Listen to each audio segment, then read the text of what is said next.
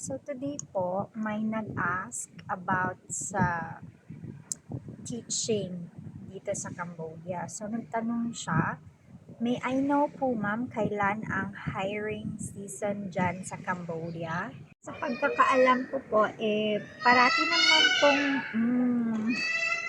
ayun, umiiyak si baby. Parati naman pong nag-hire dito, parang feeling ko whole year.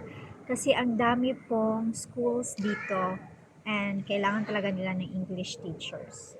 And ano-ano din daw po yung mga documents na kailangan sa pag-apply. Mostly po, hindi po sila nag-hire ng mga Filipino teachers na andyan pa sa Pilipinas. Yung mga hina-hire po nila is yung andito na sa Cambodia.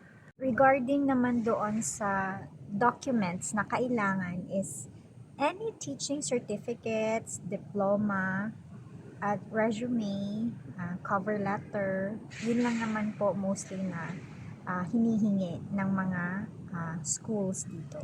Regarding naman po doon sa pagpunta dito sa Cambodia, ang ma-share ko lang is yung experience ko. Yung sa akin kasi is in-invite ako ng husband ko na pumunta dito kasi dito na po siya nagtatrabaho. And then we provided the documents po na kailangan po like marriage certificate, employment certificate ng husband ko, contract niya, passport niya, visa, at saka yung work permit I think. Nung nakapunta na po ako dito sa Cambodia, dito na po ako nag-renew ng aking visa.